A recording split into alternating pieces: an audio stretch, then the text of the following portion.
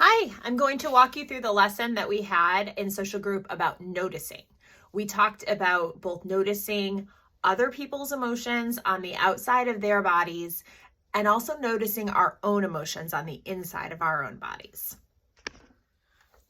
We used a short video montage that I will put in the links below from Inside Out. It wasn't actually part of the Inside Out movie, but it used the main character Riley and focused on the five different emotions that the movie highlights, which are happiness, sadness, anger, disgust, and fear.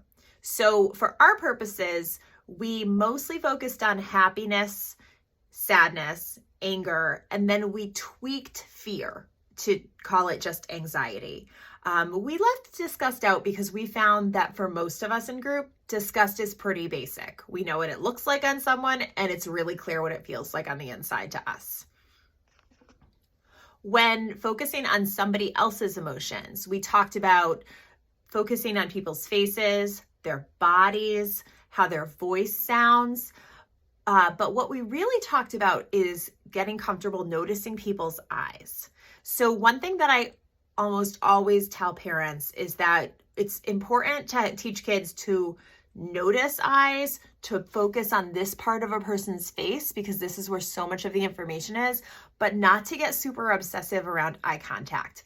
A lot of kids over the years have taught us that eye contact can be really uncomfortable at best, or downright painful. A lot of information comes through people's eyes, and sometimes it's just too much. So it's totally okay to look up here and still get a lot of the information.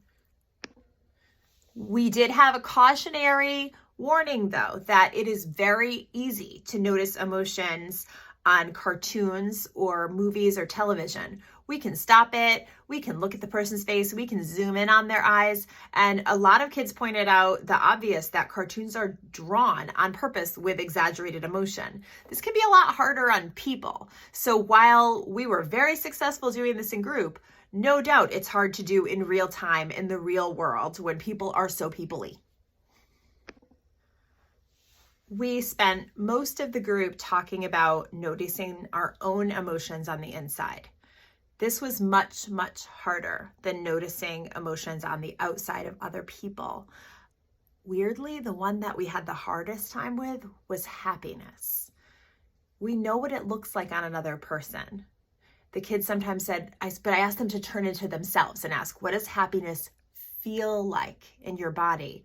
And some of them said things like, I feel my face do this. It's really hard. But ask yourself that question too. What does happiness feel like in you? When we spent some time with it, some of the kids said it was a lightness. Some of the kids said it gave them a lot of energy. Some of them said that they just feel a lot of calm. It's a really good exercise for adults to do as well. I told the kids a story about a time that I was having a really hard time in my life. Just a lot of things were going wrong and were hard. So I made a habit of any time I felt happy, I would say it out loud. And it freaked people out a little. Like, I remember the first time I did it, I was getting my hair done and I looked in the mirror and I noticed that the highlights looked pretty. And I said to myself, I feel happy now. The hairdresser was like, but I kept doing it. And I started to notice in me, happiness is a warmth. So that was a big challenge to notice what happiness felt like. Sadness, the kids talked a lot about a heaviness, that they feel a whole slouch in their body. Anger is one they're very, very familiar with. I heard a lot about hot faces, clenched hands. When I asked a group of fourth grade boys to show me what anger felt like on the inside of them, they simultaneously all slammed the desk. They said anger is an energy that moves through their arms. Anxiety was tough. And that's because anxiety is tough. It looks different on the outside of everybody and it feels different on the inside of everybody. I heard a lot about a tightness with anxiety. I heard a lot about stomach issues or a tension in their body. One very astute little boy said that when I feel anxiety on the inside, it feels like my stomach hurts, but on the outside, I look like this. And I asked him, is that because you're trying to cover up your anxiety? And he said,